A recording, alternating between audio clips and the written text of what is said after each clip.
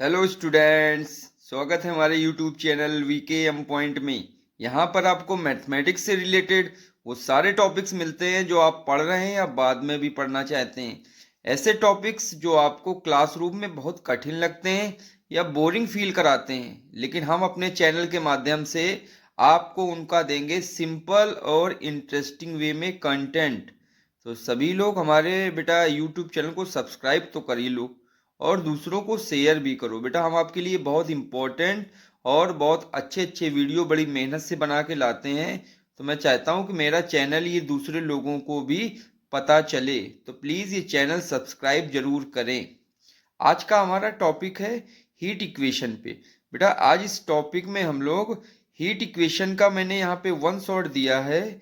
इसमें heat equation क्या होती है, हीट इक्वेशन का वेरिएबल सेपरेशन मेथड से कैसे हम लोग सोल्यूशन करते हैं, वन डायमेंशन हीट इक्वेशन क्या होती है, टू डायमेंशन हीट इक्वेशन क्या होती है, ये सब मैंने बताया है।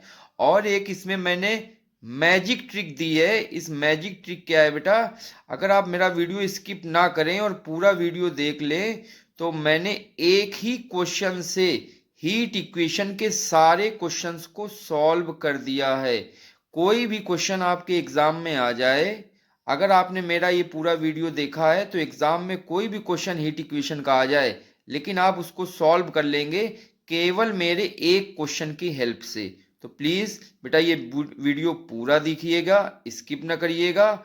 और जो मैं यहाँ पे बोल रहा हूँ मेरे शब्दों को भी बेटा सुनने का अच्छे से प्रयास किया करो, क्योंकि मैं जो बोलता हूँ उसमें बहुत सारी चीजें रहस्य छुपा हुआ होता है मैथमेटिक्स का। ठीक है, तो बेटा हीट इक्वेशन में हम लोग चलते हैं, लेकिन ये वीडियो बहुत ही इंपॉर्टेंट होने वाला है आप लोगों के लिए। एक ही क्वेश्चन से हीट इक्वेशन के आप सारे सवालों को कर डालेंगे। तो चलिए, let u is a dependent variable and x y z comma t are independent variables. ठीक, तो हमारी हीट इक्वेशन का क्या फार्मूला होता है, वन डायमेंशन हीट इक्वेशन में केवल एक्स वेरिएबल रहता है, तो del two u by del x two equal to one by c square del u by del t. बेटा ये जो हीट इक्वेशन का फार्मूला है सेम एज वेव इक्वेशन के फार्मूले से है, बट इसमें एक डेरिवेटिव जो टी के रिस्पेक्ट में है वो कम होता है। उसमें डबल डेरिवेटिव होता है लेकिन यहाँ पे सिंगल डेरिवेटिव होता है। और इसको याद करने की क्या ट्रिक है, वो जो डबल डेरिवेटिव है वो हीट होके जल जाता है और जलने के बाद टू सेकंड ऑर्डर का डेरिवेटिव जल के केवल फर्स्ट ऑर्डर का डेरिवेटिव ही बना रहता है। ठीक है, तो वन डायमेंशनल हीट इक्वेशन की क्या बेटा, ये इसका फार्मूला है। बेटा कुछ लोग क्या होता है बुक्स में ये जो सी स्क्वायर है उसको इधर लिख देते हैं, तो c square del two u by del x two equal to del u by del t. आपने बहुत सारी बुक्स में या बहुत सारे यूट्यूब चैनल्स में दिखा होगा कि इन्होंने ऐसे लिखा हुआ है, तो वो भी सही है और ये भी सही है। लेकिन हम अपने चैनल के माध्यम से आपको बता रहे हैं कि हीट इक्वेशन की ये इक्वेशन आप याद करिए, ये स्टैंडर्ड फॉर्म है, del u two u by del x two equal to one by c square del u by del t. C हमारा कांस्टेंट है। ठीक है, किसी किसी क्वेश्चंस में न्यूमेरिकल क्वेश्चन हम लोग कर रहे होते हैं तो सी स्क्वायर नहीं दिखता है, मीन्स उस सी स्क्वायर की वैल्यू वन लेके चलते हैं हम लोग। तो सेकंड डायमेंशन वेव इक्वेशन क्या होती है बेटा, अब इसमें y वाला डेरिवेटिव शामिल हो जाएगा, तो del two u by del x two plus del two u by del y two equal to one by c square del u by del t. देखिए राइट हैंड साइड दोनों में same है। ठीक है, बस सेकंड डायमेंशन में, two dimension में हमारा y का भी वेरिएबल का जो डेरिवेटिव है वो शामिल हो गया है। और थ्री डायमेंशन में हीट इक्वेशन क्या होती है बेटा, थ्री डायमेंशन में हीट इक्वेशन होती है x के रिस्पेक्ट में डबल डेरिवेटिव रहेगा, y के रिस्पेक्ट में डबल डेरिवेटिव रहेगा और z के रिस्पेक्ट में भी डबल डेरिवेटिव रहेगा। और राइट हैंड साइड की जो वैल्यू है वो तीनों में सेम रहेगी, one by c square del u by del t. ये थ्री डायमेंशनल हीट इक्वेशन है। तो सारे बच्चे देखो, मैंने कहीं कहीं पे पॉइंट आउट किया इंपॉर्टेंट, मींस वन डायमेंशन आपको इंपॉर्टेंट है, लर्न करो, इनको लर्न करो, एग्जाम में याद होंगी तभी आप क्वेश्चंस आगे बढ़ पाओगे। ओके, यू क्या है बेटा, यू हमारा डिपेंडेंट वेरिएबल है और इस डिपेंडेंट वेरिएबल का ही नाम है solution of heat equation. Okay.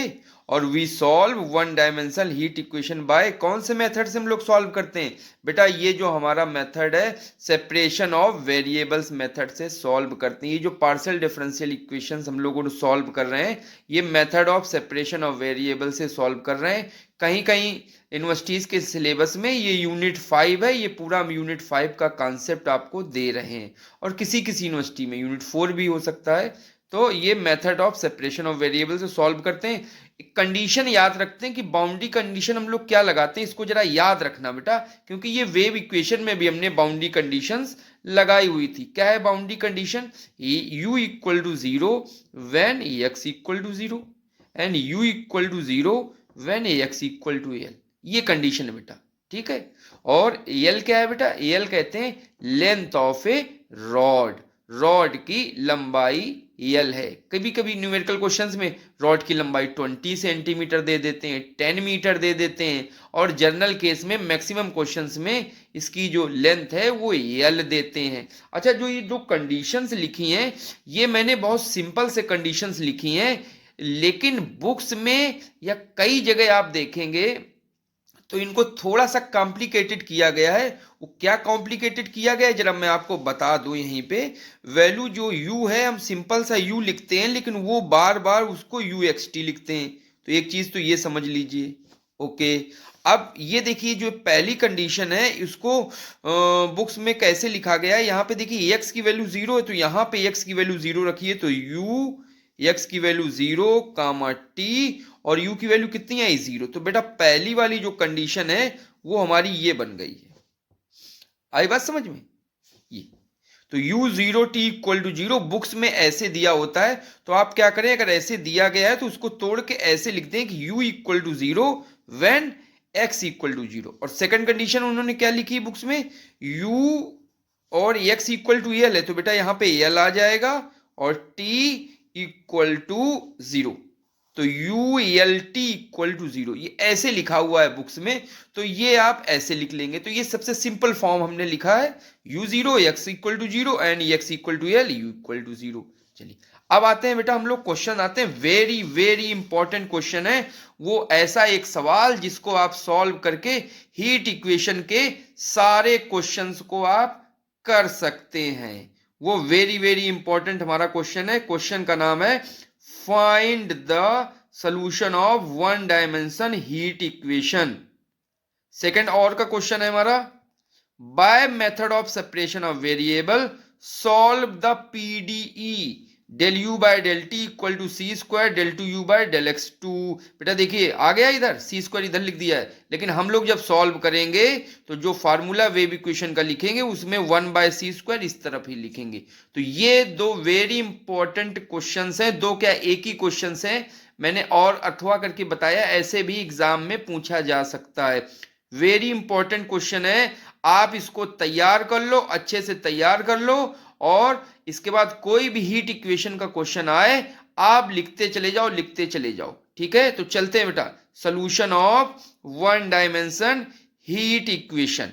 तो by formula of one dimension heat equation क्या होता है? Del two u by del x two equal to 1 by c square del u by del t. बेटा ये याद किया है आपने, देखिए लिख दिया, इक्वेशन 1 मानो। अब इसको कौन से मेथड से सॉल्व करेंगे?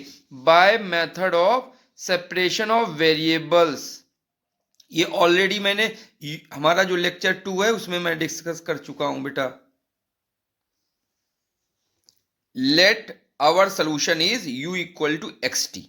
बेटा x वेरिएबल है तो कैपिटल X लेंगे, t वेरिएबल स्मॉल t है तो कैपिटल T लेंगे। तो इन दोनों के प्रोडक्ट में हम इसका सोल्यूशन मान लेंगे, इक्वेशन 2 मान लीजिए। x क्या है बेटा? ये here x is the function of x only. जो हमारा फंक्शन x है केवल x का फंक्शन है, and t is the function of t only. Since u is a solution so satisfy equation 1। Put the value, बेटा value put करो, ये हमारा सोल्यूशन है, इस इक्वेशन को सेटिस्फाई कर रहा है। u की जगह जहां जहां u है उठाकर xt रख दीजिए, xt रख दीजिए। देखिए मैंने रख दिया del two u by del x two, u की जगह xt, और यहां भी u की जगह xt क्यों रखा? क्योंकि u हमारा सोल्यूशन है तो डिफरेंशियल इक्वेशन को सेटिस्फाई करेगा। बेटा इसको सॉल्व करिए, 2 बार डिफरेंशिएट करिए और याद रखिए कौन सा टर्म कांस्टेंट का बिहेव करेगा, तो x के लिए t बेटा कांस्टेंट बनेगा तो del 2x by del x2 हो जाएगा, और t के लिए x कांस्टेंट हो जाएगा तो 1 by c square x del t by del t। ठीक, अब ये क्या आ जाएगा, डबल डेरिवेटिव x का है, ये सिंगल डेरिवेटिव x का है, इसको डैश के फॉर्म में लिख दिया, इसको कहते हैं डैश फॉर्म, तो डैश फॉर्म में लिख दिया। Separate variable one side x and other side t, एक तरफ x करो अदर साइड t कर दो, तो देखिए ये वैल्यू आ गई x double dash upon x equal to 1 by c square t dash by t। ये मैंने सेपरेट कर दिया। अब आते हैं बहुत इंपॉर्टेंट चीज जो मैंने कई बार डिस्कस किया है, वेव इक्वेशन में भी डिस्कस किया था और सेपरेशन ऑफ वेरिएबल्स में डिस्कस किया था। जो बेटा ये वैल्यू लिखी है, ये वैल्यू, ये वैल्यू केवल 3 प्रकार से ही हो सकती है, वैल्यू में भी, या तो ये वैल्यू पॉजिटिव होगी, या तो निगेटिव होगी, या तो जीरो होगी। इन 3 वैल्यू के अलावा कोई भी वैल्यू बचती ही नहीं है, कोई वैल्यू होगी ही नहीं, निगेटिव होगी, पॉजिटिव, निगेटिव या जीरो। तो पॉजिटिव वैल्यू लेने के लिए हम कौन सा नंबर लेते हैं, प्लस पी स्क्वायर। ये वैल्यू ये गारंटी देता है कि हमेशा पॉजिटिव वैल्यू होगी, और माइनस पी स्क्वायर लेंगे तो ये गारंटी देता है कि वैल्यू हमेशा ही निगेटिव होगी, और जीरो पे ये जीरो ले लेंगे। तो ये तीनों केसों को हम बारी बारी से one by one we can solve all 3 cases. तो केस 1 लें पहले स्टेप में, प्लस पी स्क्वायर इसकी वैल्यू यहाँ पे लेट कर लें, सेकंड स्टेप में माइनस पी स्क्वायर यहाँ पे ले लें और सॉल्व कर लें, और थर्ड स्टेप में जीरो ले लें। याद रखना वेव इक्वेशन में जो केस सेकंड होता है माइनस पी स्क्वायर, वही बेटा हमारा सुटेबल सोल्यूशन होता है, और हीट इक्वेशन में भी हमारा जो सेकंड केस होता है माइनस पी स्क्वायर, वही हमारा सुटेबल सोल्यूशन होता है। और लाप्लास इक्वेशन में भी negative value minus p square होगी, वही हमारा सुटेबल सोल्यूशन होता है। तो केस सेकंड तीनों के लिए, वेव इक्वेशन, हीट इक्वेशन और लाप्लास इक्वेशन, तीनों के लिए हमारा सुटेबल सोल्यूशन बनता है। तो चलिए बेटा केस 1 हम लोग लेते हैं। केस 1 में देखिए हमने वैल्यू ले ली x double dash x equal to 1 by c square t dash t equal to plus p square, ये बेटा हमने लेट कर दिया। अब इसको इसके बराबर कर दो, इसको इसके बराबर कर दो, देखिए पार्टीशन कर दिया बीच में। दोनों हम लोग डिफरेंशियल इक्वेशन एक साथ सॉल्व करते हुए चलेंगे। तो x double dash by x equal to p square, और x डबल डैश इसका क्रॉस मल्टीप्लाई कर दीजिए, पी स्क्वायर x, ये इधर ले आइए लेफ्ट हैंड साइड में, x double dash minus p square x equal to 0 by C F and P I method. Auxiliary equation बेटा जो ए ई लिखा है इसका मतलब है ऑक्सिलरी इक्वेशन क्या बनेगी, डी की जगह m पुट करते हैं तो बनेगा m square minus p square equal to 0, और m स्क्वायर की वैल्यू आ जाएगी पी स्क्वायर, तो m की वैल्यू क्या आएगी बेटा, रूट ले लो, तो प्लस p और माइनस p। तो हमारे कैसे रूट्स आ रहे हैं बेटा, डिस्टिंक्ट रूट्स आ रहे हैं। देखिए ये रूट डिस्टिंक्ट हैं डिस्टिंक्ट, तो हमारा सोल्यूशन क्या बनेगा, सी एफ c1 e के power px plus c2 e के पावर माइनस px, और pi हमारा चूंकि राइट हैंड साइड 0 है तो 0, तो x क्या बनेगा, सी एफ और pi को सम कर दो, वही हमारा सोल्यूशन x बन जाएगा। तो x इक्वल टू दोनों को सम करेंगे तो यही वैल्यू आ जाएगी फिर से, c1 e के power px plus c2 e के पावर माइनस px। तो देखिए x के लिए हमने सॉल्व कर दिया, अब t के लिए बेटा सॉल्व करो, इधर आ जाओ, c स्क्वायर से मल्टीप्लाई हो जाएगा और t से मल्टीप्लाई हो जाएगा, और इसको लेफ्ट हैंड साइड में ले जाओ तो क्या बनेगा, t dash minus c square p square t equal to 0, और by C F and P I method auxiliary equation क्या बनेगी बेटा, अब तो एक ही डैश है ना, तो ऑक्सिलरी इक्वेशन m स्क्वायर नहीं बनेगी, केवल m बनेगी, m minus c square p square equal to 0, और यहां से m की वैल्यू क्या आएगी, सी स्क्वायर पी स्क्वायर, तो सी एफ की वैल्यू क्या आएगी बेटा, एक ही तो है ना, एक ही तो है यहाँ पे रूट, तो c3 कांस्टेंट बदल देना बेटा, यहाँ पे कांस्टेंट c1 c2, इसके बाद के आगे कांस्टेंट लेंगे c3 c4, तो c3 e के power c square p square T, और पी आई की वैल्यू क्या होगी 0, तो दोनों का सम कर दिया तो हमारा सोल्यूशन t इक्वल टू क्या आ जाएगा, c3 e के power c square p square t. अब बेटा x की वैल्यू मिल गई है और t की वैल्यू मिल गई, तो हमारा सोल्यूशन क्या होता था, हमने इक्वेशन 2 में ऊपर देखो माना था ये u equal to x t, तो x और t का दोनों का प्रोडक्ट कर दो तो हमारा इस केस फर्स्ट के लिए हमारा सोल्यूशन आ जाएगा। तो देखिए हमारा सोल्यूशन क्या आया, पुट द वैल्यू इनटू और this case our heat equation is solution is u equal to x t. यही सोल्यूशन होता है, तो x की जगह x की वैल्यू, t की जगह t की वैल्यू। देखिए हमारा हीट इक्वेशन का सोल्यूशन आ गया केस फर्स्ट में, और इसको हमने इक्वेशन 3 मान लिया। चलिए केस सेकंड पे आते हैं। वेरी इंपॉर्टेंट केस है बेटा, क्योंकि यही सुटेबल सोल्यूशन निकलता है हीट और वेव और लाप्लास तीनों के लिए। तो case second, x double dash x equal to 1/c² t dash by t equal to minus p. अब निगेटिव वैल्यू ले रहे हैं बेटा, माइनस पी स्क्वायर लेट कर लिया, ये इसके बराबर कर दो तो ये आई वैल्यू, और ये इसके बराबर कर दो तो ये वैल्यू आ गई। देखो दो डिफरेंशियल इक्वेशन अलग अलग बना ली बेटा, क्योंकि तीनों आपस में बराबर है ना, तो ये इसके बराबर कर दो तो ये वैल्यू मिलेगी, और ये इसके बराबर कर दो तो ये वैल्यू मिलेगी। देखिए ये दोनों वैल्यू मिल गई केस सेकंड में। अब इसको क्रॉस मल्टीप्लाई कर दो, सॉल्व करो कौन से मेथड से, सी अप और पी आई मेथड से बेटा सॉल्व कर दो। तो सी अप और पी आई मेथड से सॉल्व करेंगे तो देखिए ऑक्सिलरी इक्वेशन क्या आती है, m square p square equal to 0। इसको इधर ले आएंगे तो माइनस पी स्क्वायर हो जाएगा, तो ये माइनस को हम लोग आई स्क्वायर लिख सकते हैं बेटा। तो आई स्क्वायर लिख लीजिए। अब इसका रूट ले लिए तो यम की वैल्यू आएगी प्लस माइनस आई पी। और ये कैसे रूट्स बन रहे हैं बेटा, ये कॉम्प्लेक्स रूट्स बन रहे हैं, और कॉम्प्लेक्स रूट में अल्फा है नहीं तो 0। तो यहाँ पे सी एफ क्या बनेगा बेटा, सी एफ और पी आई मेथड आपने पढ़ा ही होगा। तो सी एफ इससे बनेगा C1 cos px plus C2 sin px, और पी आई की वैल्यू मिल जाएगी 0। तो दोनों का सम कर दिया, तो दोनों को सम करने से x की वैल्यू क्या मिलेगी, C F plus P I, और देखिए x की वैल्यू ये मिल गई। तो ये हमारा x का सोल्यूशन हो गया। अब t पे आ जाओ बेटा इधर, तो t पे देखिए क्रॉस मल्टीप्लाई कर दीजिए। क्रॉस मल्टीप्लाई करने के बाद t डैश इक्वल टू क्या आया, minus c square p square t. बेटा इसको इधर लेफ्ट साइड में ले जाओ तो t dash plus c square p square t equal to 0, और सी अप और पी आई मेथड लगा दो तो ऑक्सिलरी इक्वेशन क्या बनेगी, टी डैश से बनेगा यम, और ये कांस्टेंट आ जाएगा c square p square equal to 0। यहां से यम की वैल्यू क्या बनेगी, minus c square p square. तो बेटा एक ही रूट तो है, एक रूट है, तो बेटा हमारा सी एफ क्या बनेगा, C3 e के पावर, ये पूरा रूट लिख दो तो minus c square p square, और वेरिएबल इंटू टी, ये टी मल्टीप्लाई। और पी आई क्या है, क्योंकि राइट हैंड साइड तो बेटा देखो ये 0 है 0 की नहीं, 0 0 है, तो पी आई बेटा 0 होगा, क्योंकि राइट हैंड साइड से ही पी आई निकलता है, और जब राइट हैंड साइड 0 है तो पी आई की वैल्यू 0। तो दोनों को सम कर दो, C F plus P I, तो कैपिटल टी क्या बनेगा, कैपिटल टी बन जाएगा C3 e के power minus c square p square T, क्योंकि पी आई 0 था। अब एक्स ये है, टी ये, तो हमारा सोल्यूशन क्या बनेगा, put the value in equation 2। Equation 2 में ये वैल्यू पुट कर दी, तो इन this case our heat equation solution is u equal to xt, u equal to c1 cos px plus c2 sin px into c3 e के power minus c square p square t, equation 4 मान लीजिए, और इसको learn कर लीजिए, क्योंकि यही हमारा सुटेबल सोल्यूशन होने जा रहा है। तो एग्जाम में अगर आपके पास टाइम कम हो तो सीधे डायरेक्ट लिख देंगे कि case second is our suitable solution for minus p square, hence our solution is u equal to C1 cos px plus C2 sin px into C3 e के power minus c square p square t, equation 4 मान लीजिए। इसको याद कर लीजिए बेटा। चलिए case 3 हम लोग करते हैं। इस केस में देखिए हमने क्या वैल्यू ली है, 0 ली है, तो केस 3 में हमने वैल्यू 0 ले ली।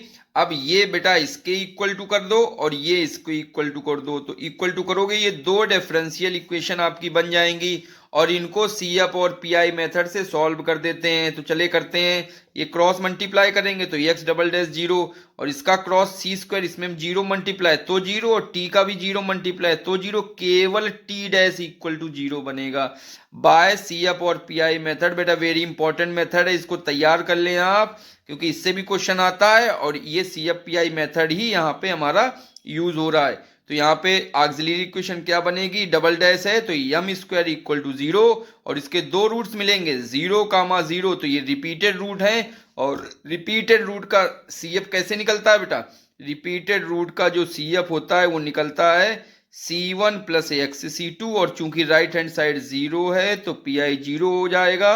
दोनों को जोड़ दें तो हमारा सोल्यूशन एक्स क्या बनेगा, C F plus P I, तो ये आ जाएगा C1 प्लस एक्स C2। देखिए आ गया, ठीक। अब इसी तरह टी में कर लें तो टी डैश इक्वल टू 0, हमारा C F P I method से ऑक्सिलरी इक्वेशन क्या बनेगी, क्योंकि एक डैश है तो एम आएगा इक्वल टू 0। सी एफ क्या बनेगा, सी थ्री ई के पावर हमारा जो होता है ई के पावर एम टी होता है बेटा, तो एम की जगह 0 रख देंगे तो ई के पावर 0 टी, और ई के पावर 0 की वैल्यू कितनी होती है, 1 होती है, तो केवल C3 बनेगा। और पी आई राइट हैंड साइड 0 है तो पी आई की वैल्यू 0, दोनों को सम कर दें, C F plus P I बनेगा हमारा टी की वैल्यू, तो ये बन जाएगा केवल C3। तो put the value into में फिर से पुट करो। In this case our heat equation is solution is U equal to x t C1 plus x C2 into C3, equation 5 मान लीजिए। तो ये बेटा तीनों सोल्यूशन हो गए, तीनों केसेस में हीट इक्वेशन के, तीनों हीट इक्वेशन के सोल्यूशन है, बट इसमें हमको जो सुटेबल सोल्यूशन होगा वो लेना है। तो देखिए मैंने बताया हुआ है अपने वीडियो में, बेटा स्किप ना करिएगा। मैंने कहा है इस क्वेश्चन को सॉल्व करने के बाद हीट इक्वेशन के सारे क्वेश्चंस आप कर सकते हैं, ये वीकेएम पॉइंट की गारंटी है। अच्छे से बेटा आप इसको पढ़ते रहिए, समझते रहिए। देखिए आपको सारे क्वेश्चन अभी एक क्वेश्चन से मैं आपको तैयार करवा देता हूं, तो प्लीज हमारे चैनल को सब्सक्राइब जरूर करें। मैं इतनी मेहनत से इतने अच्छे नोट्स बना के आपको इतने अच्छे से डिटेल में आपको मैं पढ़ा रहा हूं, तो प्लीज सब्सक्राइब करें और दूसरे लोगों को शेयर भी करें जो नीडी पर्सन्स हैं, जो ये कोर्स पढ़ रहे हैं, बीएससी कर रहे हैं, बीटेक कर रहे हैं, उनके लिए बेटा अपने रिलेटिव्स में जरूर हमारा चैनल शेयर करें, बहुत यूजफुल रहेगा उनके लिए। चलो, of these 3 solutions we have to choose that solution which is consistent with the physical nature of the problem। अब बेटा ये 3 सोल्यूशन हमारे निकल आए हैं, तीनों में जो हमारा सुटेबल सोल्यूशन होगा उसको हमको चूज करना है। और सुटेबल सोल्यूशन कैसा होगा, जो हमारे हीट इक्वेशन की जो प्रॉब्लम दी है उसके फिजिकल नेचर को सेटिस्फाई करे, उनकी कंडीशंस को सेटिस्फाई करे, वो हमारा सुटेबल सोल्यूशन होगा। तो मैंने यहाँ पे डायरेक्ट लिखा है, देखिए लिखा है हैंस के सेकेंड फॉर किसके लिए, माइनस पी स्क्वायर के लिए, निगेटिव वैल्यू के लिए किया था, is only suitable solution of heat equation. तो याद रखना बेटा के सेकेंड ही हमारा सुटेबल सोल्यूशन होता है हीट इक्वेशन का। तो यहां से हमारा आंसर क्या हो गया हीट इक्वेशन का, u equal to C1 cos px plus C2 sin px into C3 e के power minus C square P square T। बेटा this is the solution of heat equation, यही हीट इक्वेशन का solution है। इसको आप learn कर लें, आगे हम लोग क्वेश्चंस में इसका डायरेक्ट यूज करेंगे। C1 C2 के साथ cos और sin है, और C3 के साथ में minus C square P square T है।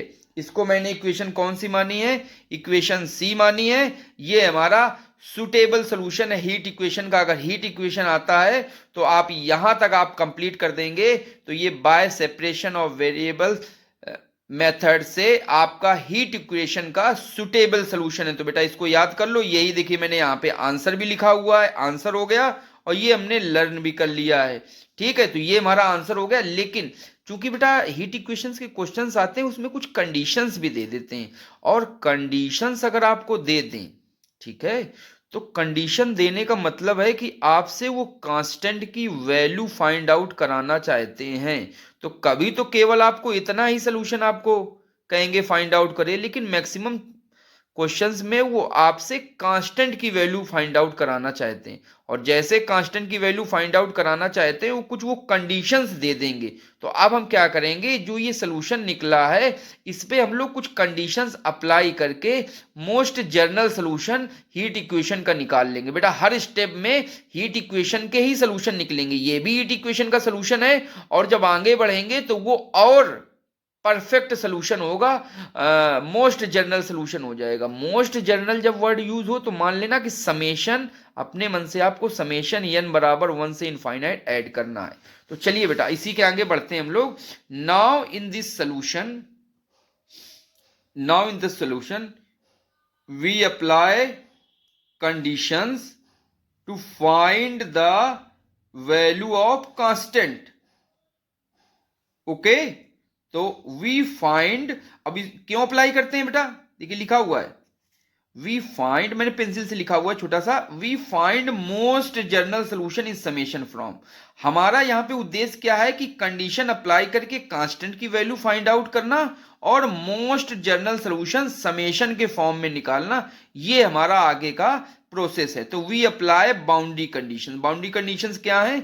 u zero when x equal to zero and u zero when x equal to l। बेटा ये दोनों लर्न कर लीजिए। मैं देखिए रेड से लिखता रहता हूं, जो चीज जरूरी है आपको याद करने के लिए, आपके दिमाग में सेट करना है, मैं उसको तुरंत यहाँ पे रेड पेन से लर्न लिख देता हूं। तो लर्न लिखने का मतलब है कि आपको बेटा उसको याद कर लेना है। अच्छा, ये जो कंडीशन है मैं पहले भी बता चुका हूं, मैंने तो इतने सिंपल फॉर्म में लिखी, लेकिन आप बुक्स में जब आप देखोगे तो ये जो कंडीशंस हैं वो इस फॉर्म में लिखी होगी और ये कंडीशन इस फॉर्म में लिखी होगी। क्यों? क्योंकि सोल्यूशन हमने u माना है और u को ही हम लोग uxt लिख सकते हैं। ओके, तो यहां पे देखिए x इक्वल टू जीरो है तो x equal to zero put कर दिया, तो u जीरो t और u की वैल्यू क्या है? जीरो, तो इक्वल टू जीरो कर दिया। ठीक, और x की वैल्यू l है तो यहां पे l पुट कर दिया, तो u l t equal to, यहां पे क्या है? u की वैल्यू जीरो। तो बेटा बुक्स में ऐसे लिखा हुआ है, तो बेटा प्लीज घबराना नहीं, कंफ्यूज ना होना। ये कंडीशन दोनों सेम कंडीशन हमारी तरीके से हैं, बट हमने इनको बहुत सिंपल फॉर्म में लिख दिया है। When x equal to zero u zero and when x equal to l u equal to zero. Apply this condition. तो पहली कंडीशन बेटा अप्लाई करते हैं इन इक्वेशन 6 में, जो हमारा हीट इक्वेशन का सोल्यूशन आया है। तो u इक्वल टू, ये तो हमारा हीट इक्वेशन का सोल्यूशन मैंने लिख दिया। अब u equal to zero put कर दें और x equal to zero put करें, तो x इक्वल टू जीरो यहां करो और यहां करो, यहां तो होगा नहीं क्योंकि t में है ये। तो cos जीरो कितना होता है? 1 और sin जीरो कितना होता है? 0। तो यहां से ये खत्म हो जाएगा, ये केवल c1 बचेगा। तो zero equal to c1 c3 e के power minus c square p square t, ये वैल्यू आ गई बेटा। अब यहां पे बेटा 3 टर्म आ रहे हैं, ये वेरी इंपॉर्टेंट चीज है बेटा।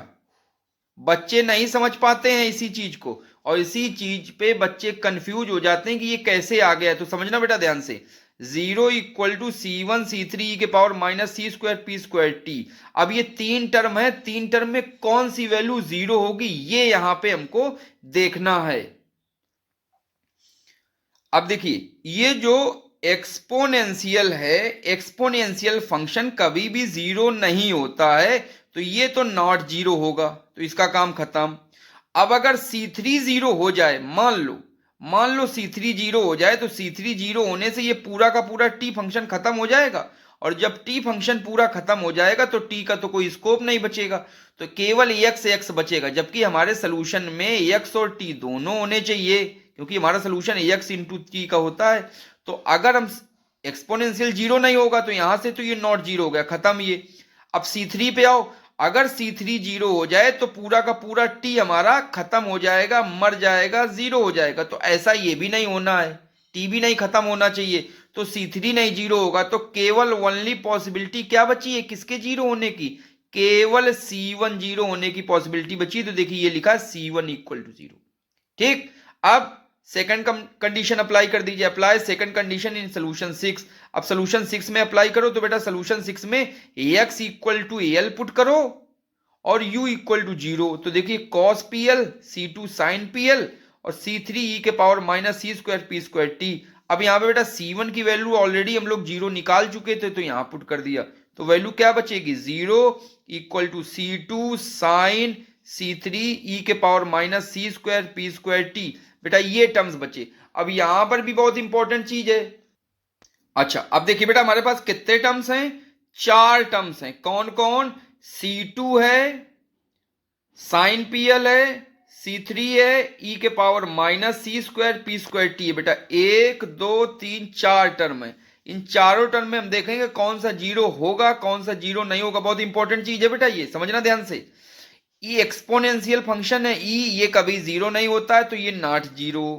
ठीक, c3, अगर c3 जीरो हो जाए तो c3 तो बेटा t में आ रहा है, देखो, तो c3 जीरो होने से पूरा का पूरा ये t फंक्शन जीरो हो जाएगा, तो c3 खत्म हो जाएगा, t खत्म हो जाएगा। t खत्म नहीं करना है, तो c3 भी जीरो नहीं हो जाएगा। ठीक, अब आते हैं c2 पे।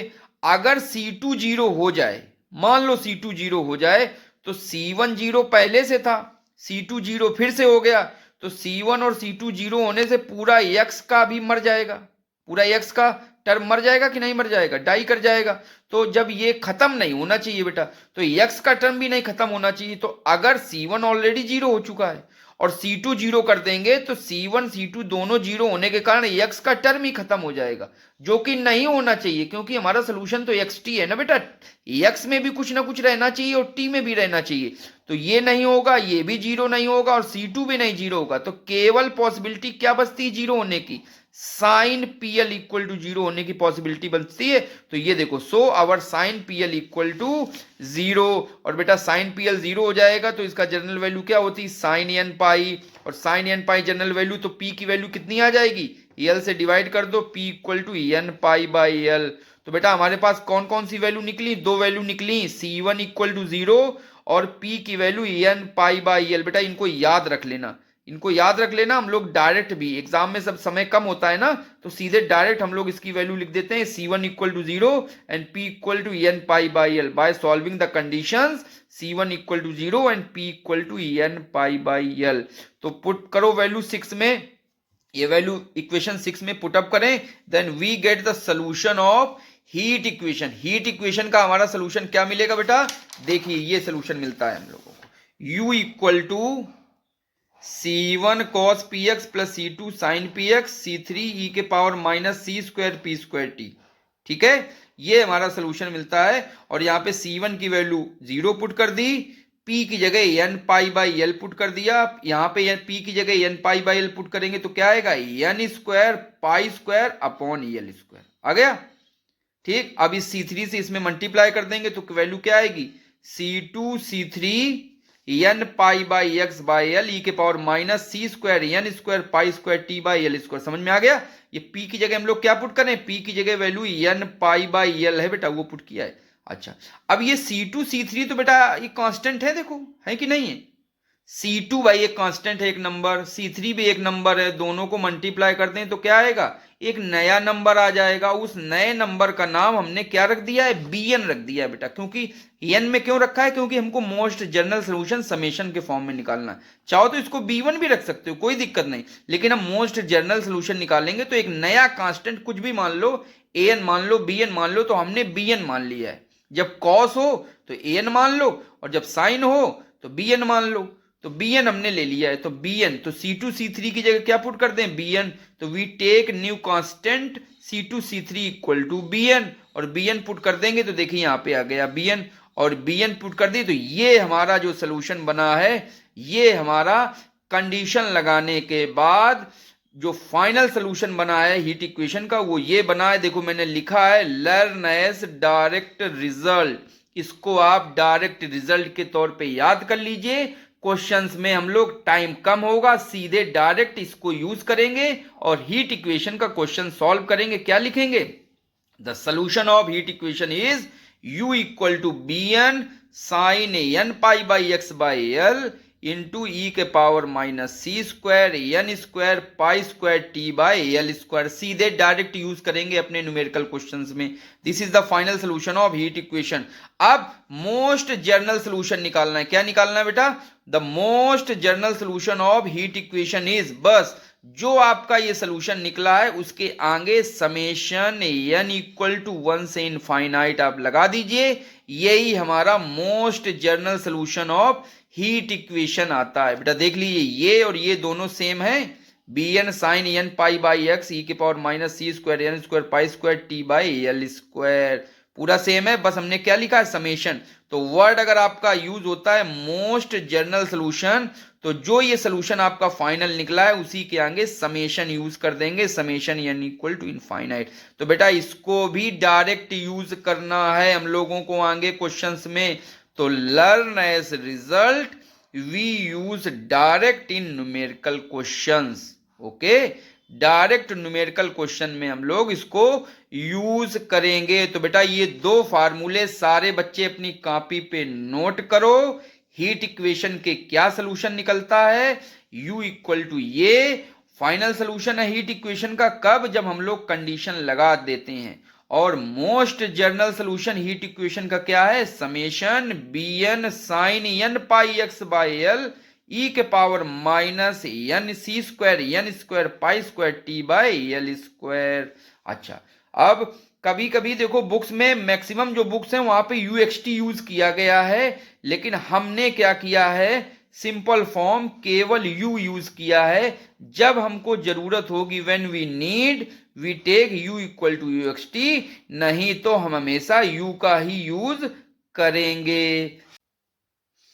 चलिए स्टूडेंट, अब हम लोग सॉल्व करते हैं हीट इक्वेशन के न्यूमेरिकल प्रॉब्लम्स, ऐसे न्यूमेरिकल प्रॉब्लम्स जो हमको लैंग्वेज में दिए हैं। देखिए बेटा, ये लैंग्वेज में क्वेश्चन दिया गया है, इस लैंग्वेज में क्वेश्चन को हम लोगों को मैथमेटिक्स रूप में इसको कन्वर्ट करना है और हीट इक्वेशन का सलूशन फाइंड आउट करना है। हीट इक्वेशन का सलूशन कहें या टेम्परेचर फंक्शन कहें या टेम्परेचर डिस्ट्रीब्यूशन करें, तीन वर्ड्स यूज होते हैं, हीट इक्वेशन का सलूशन, टेम्परेचर फंक्शन या टेम्परेचर डिस्ट्रीब्यूशन। तो हमारा ये वेरी वेरी इंपॉर्टेंट क्वेश्चन है हीट इक्वेशन का न्यूमेरिकल प्रॉब्लम। तो चलिए, a rod of length l, एक रॉड है जिसकी लंबाई कितनी, l, with insulated sides is initially at a uniform temperature u not, it ends are suddenly cooled to 0 degree centigrade. एक रॉड है, उसको हीटअप किया गया है, उसके जो दोनों सिरे हैं, इंड्स हैं, उनको 0 डिग्री सेंटीग्रेड पे सडनली कूल कर दिया गया है। दोनों सिरों का टेम्परेचर सेम है बेटा, एक इंड का टेम्परेचर भी 0 है और दूसरे इंड का भी टेम्परेचर 0 है, and are kept at that temperature, find the temperature function u x t. ये क्वेश्चन आपके एग्जाम में, तो ये क्वेश्चन आपके एग्जाम में आ जाए, कैसे करेंगे, देखिए मेरी मैजिक ट्रिक। देखिए अभी फटाफट 2 मिनट के अंदर आप इसका सोल्यूशन आपकी कॉपी पे होगा। तो देखिए यहां पे क्या लिखा हुआ है, here word insulated temperature used in this question, so it is a question of heat equation. समझ में आया, यहां पे इंसुलेटेड टेम्परेचर ये वर्ड्स यूज हो रहे हैं, means this is a question of heat equation by one dimension. क्यों है, क्योंकि एक्स वेरिएबल केवल है, केवल x variable, then this is a question of one dimension heat equation. तो by formula of one dimension heat equation, del 2u by del xt equal to 1 by c square del u by del t, equation 1। अब by method of separation of variables we can solve this heat equation. Okay, तो here write solution of heat equation. अब आपके exam में जितना आपके पास समय है, उतने समय का उपयोग करके पूरा का पूरा हीट इक्वेशन आप सॉल्व करके लिख दीजिए। अगर आपके पास समय कम है तो सीधे केस सेकंड पे आइए, क्योंकि केस सेकंड ही हमारा सुटेबल सोल्यूशन है। और भी अगर समय आपके पास कम है तो आप सीधे डायरेक्ट क्या लिखेंगे, so the most general solution of heat equation is. अब आपके पास समय नहीं तो क्या करेंगे, सीधे हीट इक्वेशन लिखिए और उसका सीधे सोल्यूशन लिख दीजिए। तो here the most general solution of heat equation is u equal to n equal to 1 से infinite bn sin n pi by x e के power minus c square n square pi square t by l square. बेटा बात समझ में सबको आई कि नहीं आई? अगर आपके पास टाइम है तो तीनों केसेस लेके चलो और पूरा का पूरा देखो, मैंने लिखा है here we write the solution of heat equation. लेकिन अगर आपके पास समय कम है तो सीधे डायरेक्ट सेकंड केस लो, क्योंकि वही सुटेबल सोल्यूशन होता है। तो माइनस पी स्क्वायर वाला केस लो और कंडीशन लगा के मोस्ट जनरल सोल्यूशन निकाल दो। लेकिन फिर भी और भी आपके पास समय कम है तो क्या करेंगे, सीधे डायरेक्ट आप क्या लिखेंगे, the most general solution of heat equation is this, और इस फार्मूले का सीधे यूज कर लेंगे। तो देखिए मैंने लिखा है लर्न, और यही हमारा आंसर हो गया। बट हमको क्या बस कंडीशंस लगानी है अकॉर्डिंग एज क्वेश्चन। हमारे क्वेश्चन में क्या दिया गया है, जरा अपने क्वेश्चन को ध्यान से देखो। यहां पे एक वर्ड लिखा है यू नॉट, लिखा है कि नहीं लिखा है? तो ये जो यू नॉट है वो यू की वैल्यू है, कब, when time t equal to 0। तो देखिए अकॉर्डिंग टू क्वेश्चन हमारा गिवन कंडीशन क्या है, u equal to u not when t equal to 0। ठीक है, ये जो u की वैल्यू कोई भी क्वेश्चन में आप बदल बदल के देंगे। यहां पे u नॉट दिया है, कहीं पे साइन एक्स दे देंगे, कहीं पे कॉस एक्स दे देंगे, तो u इक्वल टू वो लिख देंगे u नॉट या वो फंक्शन, और टाइम क्या रखेंगे बेटा, x नहीं रखेंगे, टाइम पे रहता है तो t इक्वल टू 0 पुट कर दो बेटा। इस मोस्ट जनरल सोल्यूशन में पुट करोगे तो ये t की वैल्यू यहां पे पुट होगी तो e के पावर 0, तो e के पावर 0 की वैल्यू होती है 1, और यहां पे t है नहीं तो ये सेम ऐसे टर्म्स बने रहेंगे, u की जगह u नॉट आ जाएगा, तो u naught summation n to 1 से infinite bn sine n pi by x l e के पावर -0, e के पावर -0 1 हो जाएगा। तो देखिए ये बचेगा बेटा। अब इसको जरा ध्यान से देखो, अगर आपने हमारा फोरियर सीरीज का लेक्चर पढ़ा होगा, देखा होगा, समझा होगा, तो बेटा ये फोरियर सीरीज ही है, an bn और साइन कॉस आ जाए तो फोरियर सीरीज है, याद रखना। समेशन आ जाए, an bn आ जाए, साइन nx आ जाए, कॉस nx आ जाए, समझो फोरियर सीरीज है। तो ये बेटा हाफ रेंज फोरियर सीरीज है, क्योंकि इसमें साइन का है। तो ठीक है, अभी हाफ रेंज में नहीं जाते, केवल हम कहते हैं ये फोरियर सीरीज है। तो ये फोरियर सीरीज किसकी है, यहां पे बेटा जो ये फंक्शन लिखा जाता था वो fx होता था, तो fx की जगह यहां पे क्या लिखा है, u नॉट लिखा है, क्योंकि फोरियर सीरीज क्या होती है, fx equal to summation n to 1 से infinite an cos nx plus bn sin nx। याद आया, कुछ नहीं याद आया हो तो हमारा फोरियर सीरीज का वीडियो लेक्चर देख लीजिएगा वन शॉट। चलिए, तो हमारा ये this is Fourier series of expansion of function, किस फंक्शन का है फोरियर सीरीज, ये u नॉट का। और जब u नॉट की फोरियर सीरीज होती है तो वहां पे an और bn कांस्टेंट कैसे निकाले जाते हैं, फार्मूला बेटा वहां से याद करके आओ, जाओ मेरा वीडियो लेक्चर देखो जाके, फोरियर सीरीज का मेरा वीडियो लेक्चर देखो जाके, वहां पे an और bn की वैल्यू कैसे फाइंड आउट करते हैं, मैंने मैजिक ट्रिक भी दी है, उसको देखो जाके, सुनो जाके, समझो जाके। तो यहां पे हम लोग कांस्टेंट की वैल्यू bn कैसे निकलेगी, 2/l 0 से l sine n pi x by l और फंक्शन fx dx, तो bn होता है साइन nx fx dx। तो ये लिख दिया, चूंकि यहाँ पे लिमिट रॉड की लंबाई l है, इसके कारण लिमिट हमारी 0 से l लगी और 2/l लगा है, क्योंकि पाई नहीं आया है बेटा, पाई तब आएगा जब यहाँ पे लेंथ पाई दी जाएगी, लेकिन यहाँ पे लेंथ l है इसलिए l आया हुआ है। fx की वैल्यू u नॉट है, u नॉट रख दिया। अब बेटा इसको इंटीग्रेट करना, u नॉट हमारा कांस्टेंट है तो ये आ जाएगा बाहर, और ठीक है तो देखिए वैल्यू क्या आ जाएगी,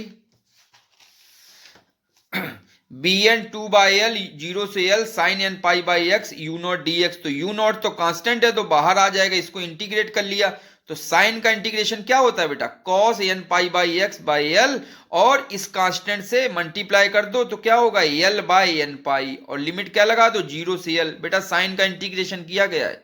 ठीक, अब ये जो कांस्टेंट है ये तो बाहर आ जाएगा, तो l कट जाएगा, यहाँ पे 2u not by n pi, और एक बार l रख दो तो किसकी जगह, x की जगह, तो cos n pi l by l, और एक जगह 0 रख दोगे तो cos 0, तो l कट के बन जाएगा cos n पाई प्लस 1। ठीक, और cos n पाई की वैल्यू क्या है बेटा, फोरियर सीरीज में मैंने ये भी डायरेक्ट आपको याद कराया था, cos n पाई की वैल्यू होती है -1 के पावर n, और -1 के पावर n और एक माइनस ये है, तो ये माइनस इसमें ऐड हो जाएगा, क्या बनेगा -1 के पावर n प्लस 1 प्लस। ठीक, बस ये bn की वैल्यू उठा के आप मोस्ट जनरल सोल्यूशन में लिख दो, वही आपका आंसर हो गया, मोस्ट जनरल सोल्यूशन में रख दो तो वही आपका आंसर हो गया। लेकिन थोड़ा सा बुक्स में और सॉल्व कराया गया है तो मैंने कहा और बता दें क्या है, यहाँ पे ऑड इवन देखो, जब n की वैल्यू 1 करोगे तो कितना आएगा, n की वैल्यू 1 तो यहाँ पे 1 प्लस 1 तो, और -1 का स्क्वायर तो पॉजिटिव आ जाएगा, तो पॉजिटिव से ये 2 टाइम्स हो जाएगा, 1 प्लस 1 2 हो जाएगा। लेकिन जैसे ही आप n बराबर 2 पुट करोगे तो यहाँ पे आ जाएगा 2 प्लस 1 तो 3, तो ये -1 ये -1 कैंसिल हो जाएगा, कैंसिल होके हो जाएगा 0। तो जब हम लोग ऑड वैल्यू रखते हैं 1 3 5 रखते हैं तब इसका बेटा ये 2 टाइम्स हो जाता है, और जब हम लोग इवन वैल्यू रखते हैं 2 4 6 पे तो ये कट के 0 हो जाता है। तो ऑड में ये 2 टाइम्स बन के 4 हो जाएगा और इवन में ये 0 हो जाएगा। तो वही बेटा थोड़ा सा सॉल्व करके लिखा गया है, बाकी आप चाहो तो bn को उठा के मोस्ट जनरल सोल्यूशन में यही रख दो, यही आपका आंसर हो जाएगा, इतना करने की जरूरत आपको नहीं है। सीधे ये उठा के मोस्ट जनरल सोल्यूशन में bn की वैल्यू रख दो। अच्छा, तो यहाँ पे देखिए इवन पे 0 हो गया और ऑड पे क्या 2 टाइम्स हो गया, तो 2 2 ये बन जाएगा 4u0। अब हमारा फाइनल आंसर क्या हो गया, पुट वैल्यू इन 8 मोस्ट, 8 क्या है बेटा, मोस्ट जनरल सोल्यूशन है, तो वैल्यू पुट कर दो, तो समेशन u इक्वल टू, अब यहाँ पे देखो इवन वाले टर्म्स तो खत्म हो गए, मतलब 2 4 6 तो आएंगे नहीं, तो कौन से टर्म्स आएंगे, केवल 1 3 5 7 ऑड वाले टर्म्स आएंगे इनटू इनफाइनाइट। और यहाँ पे ये bn की वैल्यू रख दी, तो bn की वैल्यू क्या है, ये 4u0 n पाई और sine n pi by x by l वही रहेगा, और e के power minus c square n square pi square t by l square, ये बेटा वही रहेगा, इसमें कोई परिवर्तन नहीं। अब अगर आप चाहते हो तो यहीं से आंसर छोड़ सकते हो, यही आंसर है, लेकिन आप चाहते हो कि हमारा n पूरा हो जाए 1 से लेके इनफाइनाइट तक, ऑड इवन सब आ जाए, तो रिप्लेस कर दो n की जगह पे 2n माइनस 1, जहां जहां यहां भी n की जगह 2n माइनस 1 कर दो, यहां भी 2n माइनस कर दो, यहां भी 2n माइनस 1 कर दो, यहां भी 2n माइनस 1 कर दो। ऐसा करने से हमारा जो समेशन है वो पूरा फुल हो जाएगा, समेशन 1 से लेके इनफाइनाइट तक आ जाएगा। तो देखिए ये हमारा फाइनल आंसर आ गया, most general solution n equal to 1 से infinite 4u0 upon 2n minus 1 और sine 2n minus 1 by l pi x e के power minus c square 2n minus 1 का whole square pi square t by l square. तो ये बेटा हमारा question complete हो गया। देखिए आपको बहुत इजी तरीके से मैंने समझा दिया। एक सेकंड क्वेश्चन भी देख लेते हैं। देखिए फटाफट करते हैं क्वेश्चन। अब हमारी जो मैजिक ट्रिक है वो मैंने बता दी है आपको, अब फटाफट क्वेश्चन करना है। देखिए क्वेश्चन है find the temperature in a bar of length 2। अब लेंथ 2 है, मींस एल की लंबाई अब आपको 2 रखना है, जहां जहां हम लोग एल है वहां पे 2 रख देंगे। Whose ends are kept at 0, दोनों इंड बेटा 0 पे लिखे गए, मतलब दोनों इंड का रॉड के इंड या इंड पॉइंट का टेम्परेचर 0 है। And lateral surface insulated in the initial temperature is, ये बेटा आपका इनिशियल टेम्परेचर दिया है, मतलब ये u की वैल्यू दी गई है और कहां पे t इक्वल टू 0 पे। याद रखना जो भी आपको साइन कॉस और ये कुछ फंक्शन x में देते हैं वो एक्चुअली और कुछ नहीं होता है, u ही इक्वल टू एक कंडीशन देते हैं, initial condition u equal to value ये कब t इक्वल टू 0। अब आपको कैसे पता चलेगा t 0 लगाएं कि x 0, बेटा अगर x 0 लगा दोगे तो x का टर्म ही नहीं होगा, और यहाँ पे टर्म कौन सा नहीं है, t का टर्म्स नहीं है, तो इसका मतलब t इक्वल टू 0 आपको कंडीशन लगानी है। तो इस क्वेश्चन को कैसे सॉल्व करेंगे, by heat equation of one dimension लिख दिया बेटा, bye method of separation of variables, पूरा का पूरा सोल्यूशन राइट करो, समय कम है तो सीधे लिखोगे the most general solution of heat equation is this, लिख लेंगे, मैंने याद कराया आपको। u equal to n equal to 1 से infinite b n sine n pi x by l e के power minus c square n square pi square t by l square. सीधे आप लिखेंगे हीट इक्वेशन, और हीट इक्वेशन का solution किससे करेंगे, separation of variable से, और जैसे करेंगे तो सेकंड केस हमारा सुटेबल सोल्यूशन होता था माइनस पी स्क्वायर के लिए, तो हमारा मोस्ट जनरल सोल्यूशन होगा ये। इसको याद कर लो, सीधे क्वेश्चन में इसी को लिखना है आपको, फार्मूला सीधे इसी क्वेश्चन में लिखना है, डेरिवेशन नहीं करना है। जब आपको डेरिवेशन कहे कि डेरिवेशन करो तब आप डेरिवेशन करोगे, नहीं तो आप सीधे इस फार्मूले का यूज करके पूरा क्वेश्चन कंप्लीट करोगे, क्वेश्चन बिल्कुल आंसर उसका सही माना जाएगा। अच्छा, इन आवर क्वेश्चन लेंथ कितनी है, एल इक्वल 2 है, और कंडीशन क्या दी गई है बेटा, वो कंडीशन क्या दी गई मैंने बताया था, u की वैल्यू दी गई है sine pi x by 2 plus 3 sine 5 pi x by 2 when t equal to 0। बेटा t इक्वल टू 0 यहां पुट करो और u की वैल्यू यहां पुट करो, देखो क्या आ जाएगी हमारी इक्वेशन। पुट किया तो sine pi x by 2 plus 3 sine 5 pi x by 2 equal to summation, इस पे कोई फर्क नहीं पड़ेगा, e के पावर t 0 कर देंगे तो ये पूरा हो जाएगा 0, तो वैल्यू e के पावर 0 की आ जाएगी 1, तो e के पावर 0 आ जाएगा 1, तो बचेगा कितना, n बराबर 1 से infinite b n sine n pi x by 2। अब बेटा ये जो समेशन है इस समेशन को भी ओपन करो, क्योंकि हम लोग कांस्टेंट कंपेयर करेंगे, तो समेशन ओपन कर दो 1 2 3 4 5 राइट हैंड साइड में, तो ये वाला जो चीज है ये वही लिखी है, कोई परिवर्तन नहीं है। और यहां पे ओपन करो तो n बराबर 1 करेंगे तो b1 sign pi x by 2 फिर n बराबर 2 पुट करो तो b2 sign 2x pi by 2, n बराबर 3 पुट करो तो b3 sign 3 pi by x2, फिर b4 लिखो, b5 लिखो, b6 लिखो, डॉट डॉट डॉट। दोनों तरफ कांस्टेंट टर्म्स कंपेयर करके कांस्टेंट की वैल्यू फाइंड आउट करो तो देखो ये टर्म कंपेयर होके b1 की वैल्यू कितनी मिलेगी, 1 मिली। इसके बाद देखो 2 पाई एक्स बाई 2 है, नहीं है, इसका मतलब b2 की वैल्यू कितनी मिलेगी, 0। जब टर्म नहीं होगा तो वो कांस्टेंट कितना होता है, 0। इसके बाद b3 है, नहीं है, क्यों, क्योंकि 3 पाई एक्स बाई 2 का टर्म नहीं है तो b3 भी 0।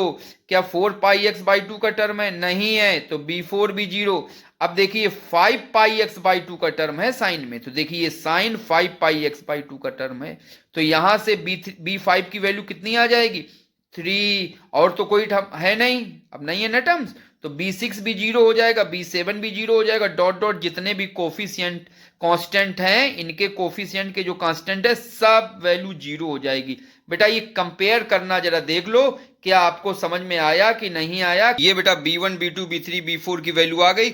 आगे जितने भी मैंने क्वेश्चंस आपको बताएं सब में यही लॉजिक लगेगा कि हम लोगों को समेशन ओपन करके कांस्टेंट की वैल्यू फाइंड आउट करनी पड़ेगी। जो एक दो टर्म्स दिए गए होंगे उन्हीं के कांस्टेंट की वैल्यू मिलेगी, बाकी कांस्टेंट की वैल्यू 0 हो जाएगी और यही कांस्टेंट की वैल्यू उठाकर हम इस समेशन को खोल के b1 b2 b3 में रख देंगे।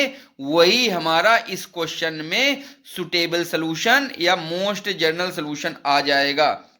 तो अब ये b1 b2 की वैल्यू हम लोग कौन से किसमें पुट करेंगे, इस वाले मोस्ट जनरल सॉल्यूशन में हम लोग पुट कर देंगे। तो देख लीजिए बेटा, तो put these values in most general solution, we get our solution और टेम्परेचर फंक्शन और टेम्परेचर डिस्ट्रीब्यूशन, यही हमारा आंसर है। तो ये तो हमारा मोस्ट जनरल सॉल्यूशन था, तो यही हमारा आंसर है। बट क्या करो, इसको समेशन को ओपन करो। अब कहोगे सर ओपन क्यों करा रहे हैं, क्योंकि बेटा b1 b2 b3 b4 के कांस्टेंट की वैल्यू हम लोग निकाल चुके हैं, तो कैसे रखेंगे, जब ओपन करोगे तभी तो रखोगे। तो ओपन कर दो बेटा, तो u इक्वल टू आएगा b1 sign pi x by 2 e के पावर n रखो यहाँ पे, तो पूरा n में आ जाएगा, देखो पूरा टर्म। n बराबर 2 रखो तो ये 2 और ये 2 का 4 आ जाएगा। फिर 3 का रखो, 4 का रखो, देखो मैंने ऐसे लिख दिया है तो यहाँ पे टर्म्स लिखे हैं। फिर 4 का रखो तो 4 में रखोगे तो यहाँ 4 आ जाएगा, तो b4 sine 4 pi x by 2 e के पावर माइनस सी स्क्वायर यानी स्क्वायर की जगह 4 का 16 पाई स्क्वायर बाई 2 बाई 4, इसलिए डॉट डॉट कर दे क्योंकि इनके कांस्टेंट तो 0 आएंगे बेटा। b5 का इंपॉर्टेंट है क्योंकि b5 का कांस्टेंट था, तो b5 और यहाँ पे 5 पाई एक्स बाई 2 e के power minus 25 c square pi square by 4, b6 लिख दो, b7 लिख लो, डॉट डॉट सबके लिख दो। अब पुट कर दो बेटा, तो b1 की जगह केवल आएगा 1, b2 की जगह 0, b3 की जगह 0, b4 की जगह 0 और b5 की जगह आ जाएगा 3, और ये पूरा टर्म वैसे ही लिखा जाएगा। b6 b7 आगे वाले जितने भी टर्म्स हैं सब 0 आ जाएंगे, तो केवल कितने टर्म्स बचे, ये टर्म और ये टर्म, बता केवल 2 ही टर्म बचे। तो देखिए मोस्ट जनरल सॉल्यूशन में जो हम लोग समेशन लगाते हैं उससे फर्क नहीं पड़ता है बेटा, जितने टर्म्स हैं केवल उतने ही टर्म्स आते हैं। ओके, तो ये देखिए वैल्यू लिख दी, तो u ये टर्म्स रहेगा और ये टर्म दोनों टर्म्स को मैंने यहां रख दिया। u equal to sine pi x by 2 e के power minus c square pi square t by 4 plus 3 sine pi x by 2 e के power minus 25 c square pi square t by 4। This is our final solution of heat equation using condition and evaluating the constant and put the constant value। ये हमारा final solution हो गया। तो सीधे direct हम लोग most general solution से करेंगे, कंडीशन लगा देंगे और उसके बाद दोनों तरफ से कांस्टेंट की वैल्यू फाइंड आउट कर लेंगे, बस कांस्टेंट की वैल्यू मोस्ट जनरल सोल्यूशन में रख देंगे और यही हमारा हीट इक्वेशन का सोल्यूशन आ गया। अब आ रहे हैं very very very important question पे, जिसको बच्चे जब पढ़ते हैं तो समझ में ही नहीं आता है उनको कि क्या किया गया है, और बुक्स में भी मैंने देखा है कई जगह डायरेक्ट फार्मूले यूज किए हैं और बच्चों को समझ में नहीं आता। तो very very very important question है और ये क्वेश्चंस हैं, ये भी हम देखें जो मैंने आपको एक क्वेश्चन बताया हीट इक्वेशन का सोल्यूशन, उसी से इसको भी करेंगे बेटा। नया कुछ नहीं करेंगे। ये है second type of question of heat equation. अब ये सेकंड टाइप क्यों है? जो हमारे पहले क्वेश्चन आपने दोनों लगाए थे, क्वेश्चंस किए थे, उसमें देखिए रॉड की जो इंड है, इंड पॉइंट है, उनका सेम टेम्परेचर रहता था 000। लेकिन ये जो सेकंड टाइप के क्वेश्चंस हैं, इसमें रॉड के दोनों एंड का टेम्परेचर सेम नहीं होगा, डिफरेंट डिफरेंट होगा। वहां पे 00 डिग्री सेंटीग्रेड रहता था, लेकिन यहां बदल जाएगा। एक एंड का टेम्परेचर 20 होगा, एक का होगा 40, या एक का होगा 0, एक का होगा 100। तो ये सेकंड टाइप के क्वेश्चन कौन से होते हैं याद रखना बेटा। आपको पता कैसे चलेगा एग्जाम में कि ये सेकंड टाइप का क्वेश्चन है? अगर रॉड का टेम्परेचर एंड पॉइंट का, ये जो रॉड है हमारी, ये जो रॉड है, अगर इन दोनों एंड पॉइंट का टेम्परेचर सेम हो, मान लो 00 हो, तो ये हमारे फर्स्ट टाइप के क्वेश्चन जो अभी हम लोगों ने किए हैं वो होगा। लेकिन अगर रॉड का टेम्परेचर डिफरेंट डिफरेंट हो एंड पॉइंट पे, क्या हो, ये तो 0 हो लेकिन ये 100 हो जाए, तो देखिए एंड पॉइंट का टेम्परेचर डिफरेंट है, तो फिर ये सेकेंड टाइप के हीट इक्वेशन के क्वेश्चन हैं। ठीक है, इनको कैसे करते हैं? तो वेरी वेरी इंपॉर्टेंट क्वेश्चन है बेटा आपके लिए, इसको जरूर करिएगा। लिखा है an insulated rod of length l has end A and b, a और बी इंड है, maintained at 0 degree centigrade and 100 degree centigrade. देखिए एक रॉड एल लंबाई की है, उसके इंड का टेम्परेचर एक तो 0 है और दूसरा 100 है। अगर आप पहले क्वेश्चंस में जाओगे तो दोनों एंड पॉइंट का टेम्परेचर 0 होता था। Until steady state condition prevail if B is suddenly reduced to 0। अब इस B जो रॉड है जिसका 100 है, उसको सडनली क्या रिड्यूस कर दिया? 0 सेंटीग्रेड एंड मेंटेन एट 0 करके, और 0 पे ही मेंटेन कर रहे हैं। तो दो टेम्परेचर यहां ऊपर दिए गए हैं, इनको अंडरलाइन कर लो, 0 और 100, और दो टेम्परेचर नीचे दिए गए हैं, 0 डिग्री सेंटीग्रेड और फिर से 0 डिग्री सेंटीग्रेड। तो दो नीचे हैं, दो ऊपर टेम्परेचर, इनको याद रखो, अंडरलाइन कर लो। Find the temperature function a distance x apart from a at a time t। हमको डिस्टेंस टेम्परेचर फंक्शन uxt बेटा फाइंड करना है, तो निकाल लेंगे, बहुत अच्छी बात है। लेकिन ये याद रखना, जो मैंने अंडरलाइन कराया है, ऊपर वाले टेम्परेचर दो को एक साथ अंडरलाइन करो, नीचे वाले टेम्परेचर को एक साथ अंडरलाइन करो। चलिए हम लोग स्टार्ट करते हैं वेरी वेरी इंपॉर्टेंट क्वेश्चन, और देखिए पहले तरीके से इसको भी सॉल्व करते हैं। लिखा है this new type of question in heat equation in which rod ends are different different temperature. ये बेटा हमारा न्यू टाइप का सेकंड टाइप का क्वेश्चन है जिसमें रॉड का टेम्परेचर डिफरेंट डिफरेंट है, बिल्कुल सही है। बट इन प्रीवियस क्वेश्चन, जो हम लोग पहले भी क्वेश्चंस लगा चुके हैं, उनमें रॉड का टेम्परेचर क्या होता था? सेम होता था। तो सेम है तो टाइप फर्स्ट के क्वेश्चंस हैं, और डिफरेंट डिफरेंट टेम्परेचर हैं तो टाइप सेकंड के। इसमें क्या करेंगे बेटा, एक छोटा सा फार्मूला है, उसको याद कर लो। ये बुक्स में आपको कहीं मिलेगा नहीं, जल्दी से मैं आपके लिए ढूंढ के लाया हूं। क्या है formula? Hair first use a new formula of you. एक यू का एक नया फार्मूला हम लोग यूज कर रहे हैं, उसको याद कर लीजिए, लर्न कर लीजिए। क्या है? मान लो a डिग्री सेंटीग्रेड है और दूसरा टेम्परेचर b डिग्री सेंटीग्रेड है, टू डिफरेंट डिफरेंट टेम्परेचर है, और उस रॉड की लंबाई कितनी है? l है। एक एंड पे a डिग्री सेंटीग्रेड टेम्परेचर है, दूसरे एंड पे b डिग्री सेंटीग्रेड टेम्परेचर है, और रॉड की लंबाई l है। तो u हमारा फंक्शन कैसे डिस्क्राइब करेंगे? u equal to a plus b minus a into x by l। ऐसे बेटा इसको करेंगे, इक्वेशन 1 मान लो, इसको याद कर लो, याद करो फटाफट। u equal to a plus b minus a by l into x. याद हो गया सबको? a टेम्परेचर पहला वाला है, b टेम्परेचर दूसरा वाला रॉड का इंड का है, और u फंक्शन होगा a plus b minus a into x by l. अब बेटा पहली चीज, दो टेम्परेचर हमने अंडरलाइन कराए थे, ये इनिशियल है और ये फाइनल वाला है। पहला वाला टेम्परेचर ये देखो इनिशियल कहलाएगा, इनिशियल टेम्परेचर डिस्ट्रीब्यूशन, और बाद वाला जो टेम्परेचर होगा वो फाइनल टेम्परेचर डिस्ट्रीब्यूशन कहलाएगा। तो लिखो सो इनिशियल टेम्परेचर डिस्ट्रीब्यूशन इज, पहला ए क्या था? 0 प्लस बी क्या था? 100 माइनस 0 अपॉन एल। एक्स। तो पहला 0 था और दूसरा 100 था, तो ये दो टेम्परेचर का यूज करके हम लोग क्या निकाल लिया, U1। अब U नहीं कहेंगे बेटा, पहला है ना इनिशियल पे, तो U1 कह दो इसको, है U ही, तो U1 0 plus 100 minus x by l, तो ये आ जाएगा। अब फाइनल टेम्परेचर निकाल दो, तो फाइनल टेम्परेचर क्या हो रहा था, 0 कर दिया गया और 0 पे ही उसको मेंटेन रखा गया था, तो ये दो टेम्परेचर आ रहे थे। तो फाइनल टेम्परेचर डिस्ट्रीब्यूशन, लैंग्वेज थोड़ा ध्यान रखना बेटा, ये से लिखते हैं फाइनल टेम्परेचर डिस्ट्रीब्यूशन, और यही यू फंक्शन है यू, तो यहां पे आ जाएगा U2 और ए की वैल्यू 0 और बी की वैल्यू भी 0, तो 0 plus 0 minus x by l, तो U2 कितना आ जाएगा, 0 आ जाएगा। तो बेटा ये आपको समझ में आई बात कि नहीं आई, ये याद रखो। ये U1 निकाल लो, इनिशियल टेम्परेचर जो ऊपर के पहले दो हों, बाद के जो टेम्परेचर दो दिए गए हो उनसे U2 निकाल लो, U1 और U2 मिल गया। तो अब लिखेंगे the most general solution of heat equation.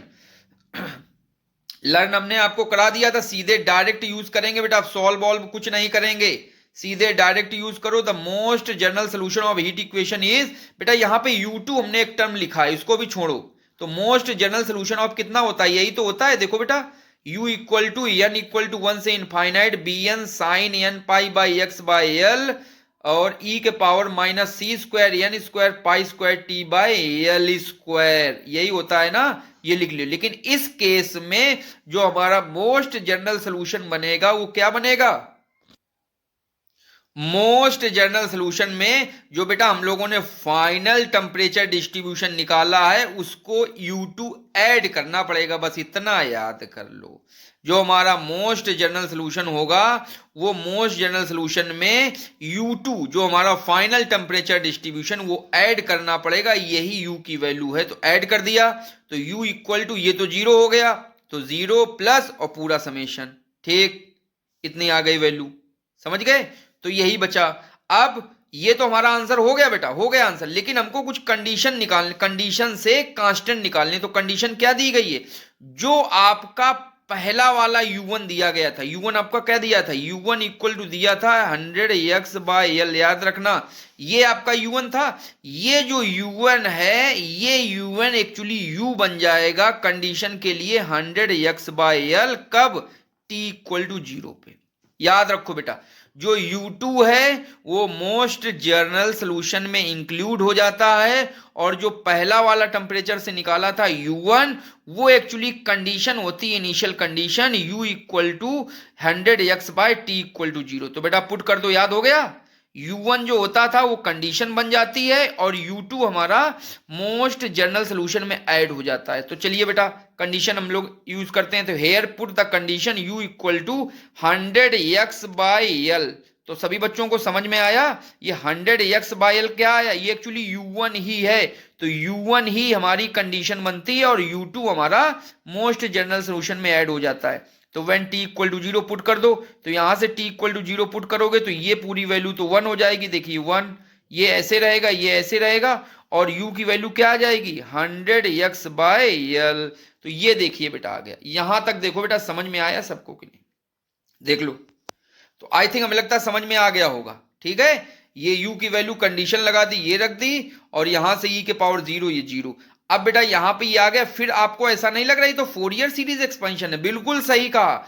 ये जो इधर लिखा है इसको छोटा सा हमने fx मान लिया, देख लो fx, इसको तुम भी लिख लो।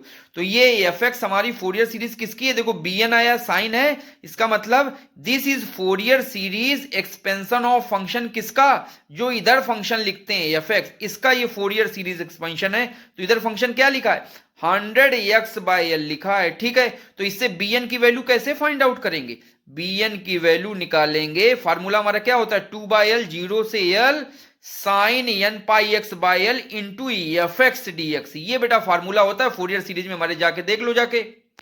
अब एफ एक्स की वैल्यू क्या लिखेंगे 100 एक्स बाई एल, यहां पे पुट कर दिया, 100 बाहर निकाल लो, एल को भी बाहर निकाल लो, तो 200 बाई एल स्क्वायर और sine n pi by x into x आ गया।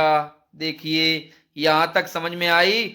अब इसको इंटीग्रेट करना है, इंटीग्रेट करना बाय पार्ट से करना है, अब आपको कठिन लगेगा, लेकिन इसके लिए भी मैंने शॉर्टकट अपने YouTube चैनल पे बना दिया है। इंटीग्रेटिंग बाय पार्ट्स का शॉर्टकट मुश्किल से 1 मिनट 30 सेकेंड्स में आप इंटीग्रेटिंग बाय पार्ट से इसका आंसर निकाल सकते हो। तो वही देखो लिखा है integrate by parts shortcut method. और ये शॉर्टकट कहाँ मेथड मिलेगा आपको, हमारे चैनल पे जाएंगे तो वहां पे integration by part shortcut method दिया है, उस शॉर्टकट मेथड से इसको इंटीग्रेट कर दिया। कैसा है, एक्स लिखा है यहाँ पे, डिफरेंशिएशन लिखो एडिंग, इंटीग्रेशन एडिंग लिखो, यहाँ एक्स लिखो, यहाँ पे लिखो sine pi x by l, इसको डिफरेंशिएट करो 1 0, इसको इंटीग्रेट करो minus cos n by x by l into l by n pi, और फिर से इसको इंटीग्रेट करोगे तो आएगा minus sine n pi x by l into, फिर से इसका एक बार कांस्टेंट आ जाएगा तो l square upon n square pi square आ जाएगी वैल्यू। तिरछा तिरछा मिला दो बेटा, ऊपर से सीधा नहीं मिलाना है, तिरछा मिलाओ, ये तिरछा इससे मिलेगा, ये इससे मिलेगा, अल्टरनेट पॉजिटिव निगेटिव कर दो, आ गया हमारा आंसर। इसका मल्टीप्लाई इसमें करो प्लस इसका मल्टीप्लाई इसमें करो, तो इंटीग्रेटिंग बाय पार्ट का क्या आंसर आएगा, b n equal to 200 l square bracket minus x cos n pi x by l into l by n pi, और minus minus plus sine n pi by x into l square pi square. यही देखिए हमारा integration आ गया। By part से आप करोगे काफी time लगेगा, करते रहो, आंसर यही सेम आएगा। हमारे शॉर्टकट मेथड, ये मैंने स्पेशल मेथड आप लोगों के लिए बनाया है फोरियर सीरीज के लिए, या बाय पार्ट से कोई क्वेश्चन कठिन आ जाए। तो बेटा 200 एल स्क्वायर, ये वैल्यू आ गई। लिमिट अब हमको लगानी है, डायरेक्ट लिमिट लगाएंगे, एक बार एल पुट कर देंगे पूरे में, माइनस लोअर लिमिट एक बार 0 पुट कर देंगे। तो जब हम बेटा एल पुट करेंगे तो एक्स की जगह एल और कॉस एन पाई एक्स की जगह एल, ठीक, तो एल एल बेटा कट जाएगा, तो कितना बचेगा, केवल कॉस एन पाई बचेगा, और ये एल अपॉन एन पाई ये रहेगा।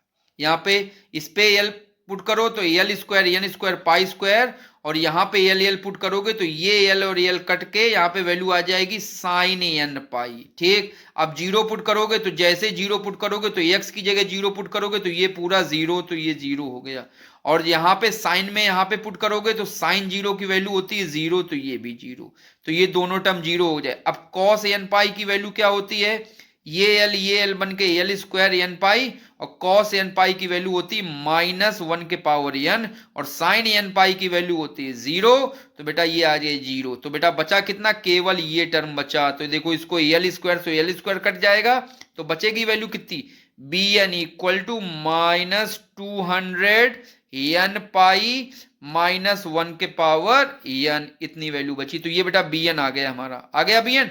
बस ये बी एन की वैल्यू मोस्ट जनरल सोल्यूशन में पुट कर दो और हमारा आंसर मिल गया।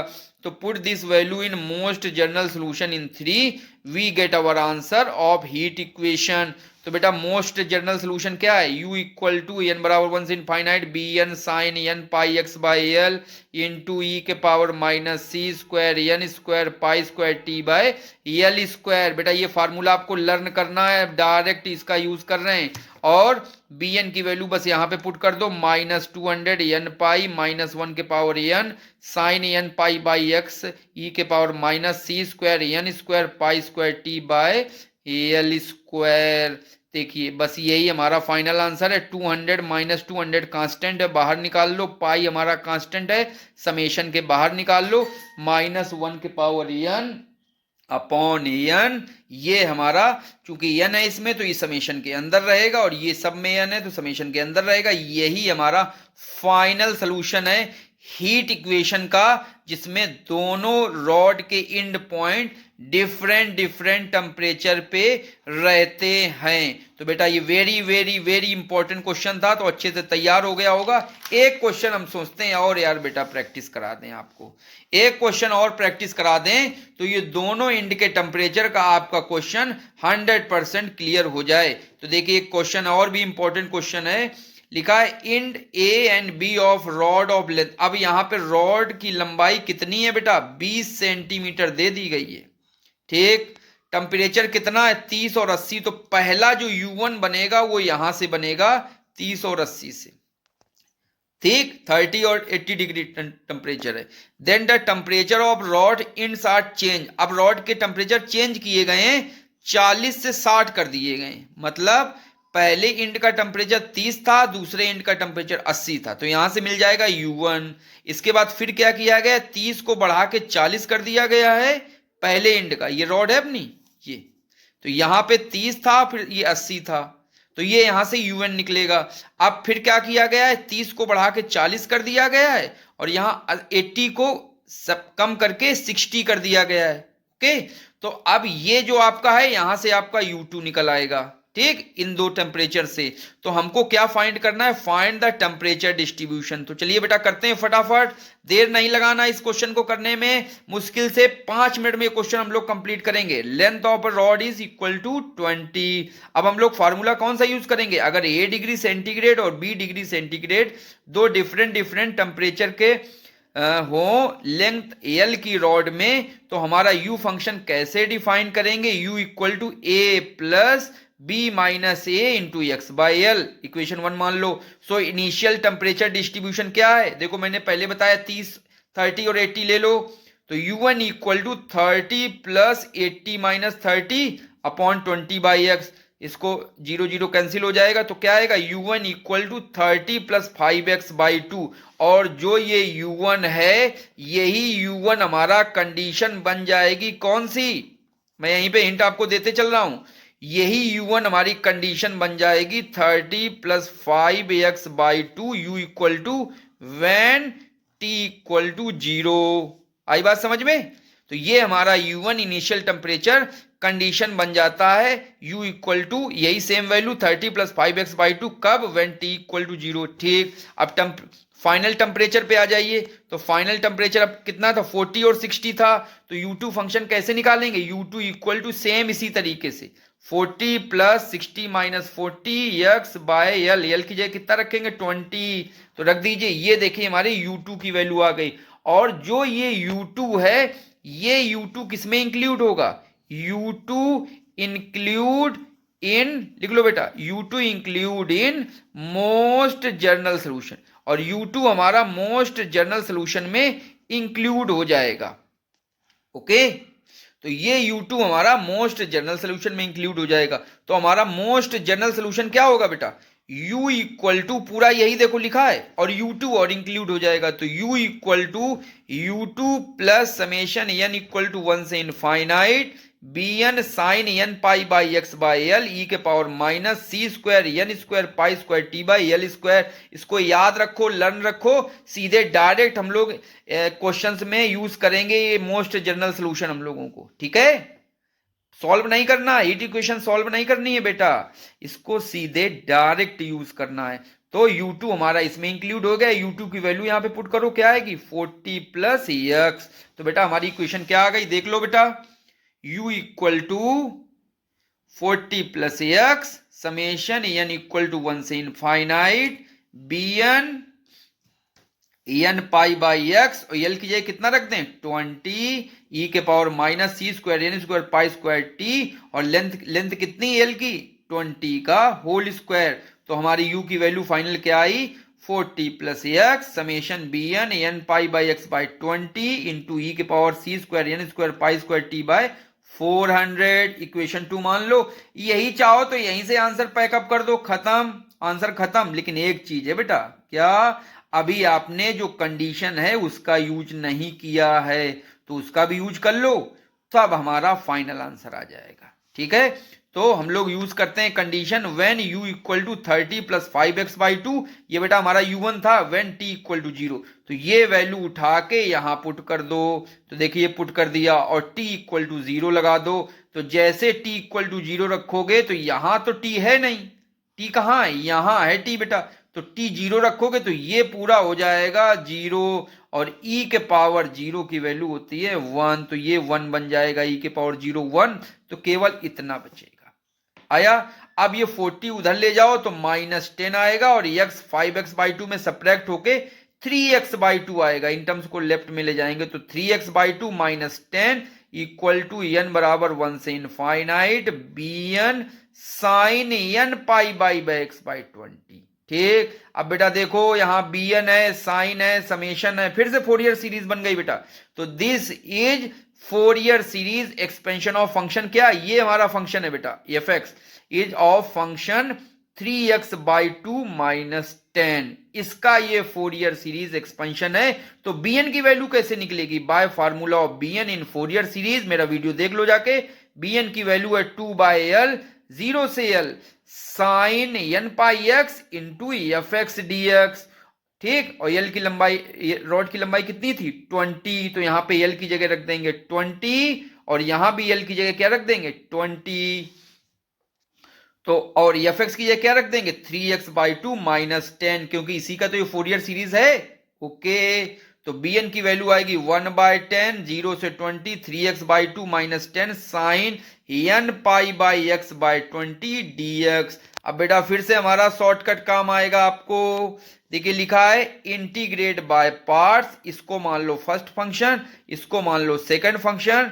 फर्स्ट और सेकंड से इंटीग्रेट कर दो। जल्दी करना चाहते हो 20 सेकंड में करना चाहते हो तो हमारा शॉर्टकट मेथड देख लो। और जब इसको इंटीग्रेट कर दोगे, अब तो बेटा इजी है, अब आप करो, देखें करके लाते हो कि नहीं लाते हो। करो बेटा इसको, चलो करो। तो इंटीग्रेट करोगे तो bn की वैल्यू आ जाएगी, लिमिट 0 से 20 पुटअप करोगे तो वैल्यू आएगी -20/n पाई। ब्रैकेट लगाओ, ब्रैकेट के अंदर क्या वैल्यू आएगी? 2 इंटू -1 के पावर n प्लस 1। बेटा ये bn आ गया। बस अब bn की वैल्यू उठा के मोस्ट जनरल सोल्यूशन में रख दो। तो मोस्ट जनरल सोल्यूशन हमारा क्या था बेटा? देखो ये था मोस्ट जनरल सोल्यूशन, ये था 40 + 1 जिसमें u2 हम लोगों ने इंक्लूड किया था। बस यहां पर bn की वैल्यू पुट कर दो और बाकी सब कुछ सेम रहेगा। यही हमारा फाइनल आंसर होता है हीट इक्वेशन का। तो देखो बेटा पुट कर दिया, put bn in equation 2, we get final answer u = 40 + x summation n = 1 से infinite -20/n pi into 2 bracket -1 के पावर n प्लस 1। ये तो पूरा bn हो गया। और साइन n पाई/x/20, ये तो वही टर्म रहा। e के पावर -c² n² पाई² t/400, ये वही रहा। This is our temperature distribution function for this question.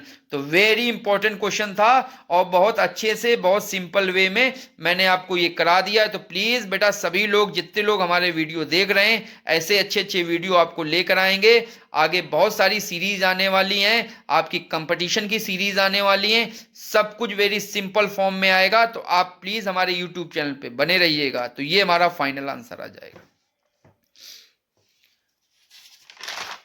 अब आते हैं कुछ बेटा प्रैक्टिस के क्वेश्चंस पे, देख लीजिए जल्दी से। प्रैक्टिस के क्वेश्चन, पहला क्वेश्चन है solve the equation ∂u/∂t = ∂2/∂x2 with boundary condition.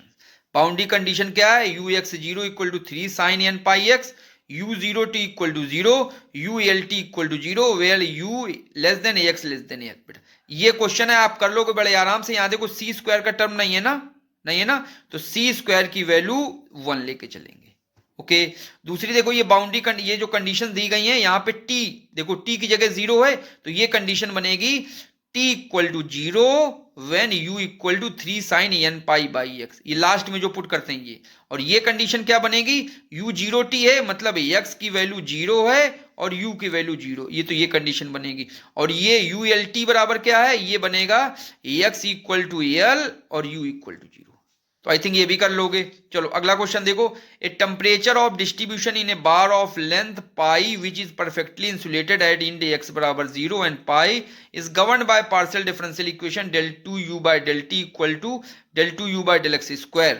assuming the initial temperature distribution as ux0 = fx = cos 2x, find the temperature distribution at any instant of time। आपको temperature distribution निकालना है। और यहाँ पे जो ये कंडीशन दी गई, पहले तो यहाँ पे देखो c² नहीं है, c² नहीं है, इसका मतलब है c² की वैल्यू आपको 1 लेके चलनी है। और यहाँ पे जो ये फंक्शन दिया गया है u दिया गया है cos 2x, कब? जब t = 0।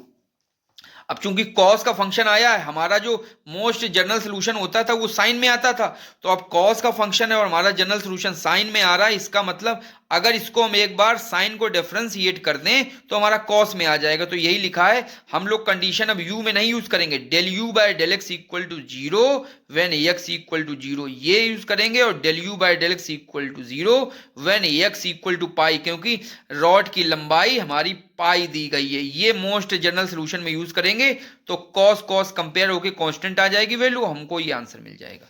एक अगला क्वेश्चन है, del u by del t equal to c square del two do by del x two for zero x less than pi. अब आपको कुछ नहीं समझ में आता है तो पूरा का पूरा वेव इक्वेशन का सोल्यूशन मोस्ट जनरल सोल्यूशन तक कंप्लीट कर दे रही है, ये इसका सोल्यूशन रहेगा। लेकिन यहाँ पे फंक्शन आपको क्या दिया गया है, साइन एक्स का फंक्शन दिया गया है। कंडीशन क्या रहेगी, u इक्वल टू जीरो, नहीं, u equal to sine x, कब, t इक्वल टू जीरो पे दिया है। और लास्ट वाला वेरी वेरी इंपॉर्टेंट क्वेश्चन है, जब दोनों रॉड के एंड पॉइंट के टेम्परेचर डिफरेंट होते हैं, टाइप सेकंड का क्वेश्चन है, a bar 10 centimetre long, l की लंबाई कितनी है, रॉड की लंबाई 10, with insulated side at ends A and B maintain at temperature, बेटा अंडरलाइन करो, पहला जो दिया है U1 वो निकलेगा 50 और 100 से respectively, until steady state condition prevail, the temperature at A is suddenly raised to 90 and the same that B is lowered to 60। अब बेटा आपको दूसरा सेट दिया है टेम्परेचर का, 90 से 60 दिया है, find the temperature distribution in the bar T. I think आप लोग कर लोगे, पहला सेट आएगा 50 से 100 का, दूसरा सेट आएगा 90 से 60 का। ओके, तो ये क्वेश्चन भी आप लोग कंप्लीट कर लोगे अच्छे से। सीधे डायरेक्ट हम लोग लिखेंगे bye most general solution, U1 की वैल्यू जो आएगी वो कंडीशन U बन जाती है, और जो U2 होता है वो हमारे मोस्ट जनरल सोल्यूशन में इंक्लूड हो जाता है। तो ये थे बेटा हमारा क्वेश्चंस थे, हीट इक्वेशंस के सोल्यूशन थे। आई थिंक आपको मुझे लग रहा है समझ में आ गया होगा कि मैंने एक क्वेश्चन से ही जो पहला क्वेश्चन कराया था आपको, मोस्ट जनरल सोल्यूशन निकाला था, उसको अगर आपने समझ लिया है तो ये सारे क्वेश्चंस आप समझ पा रहे हैं। तो ये हीट इक्वेशन का वन शॉट था हमारा। ओके, तो बेटा आप लोग हमारे वीकेएम पॉइंट पे बने रहिएगा, नेक्स्ट वीडियो जल्दी ही आने वाला है। Okay, thank you, have a nice day.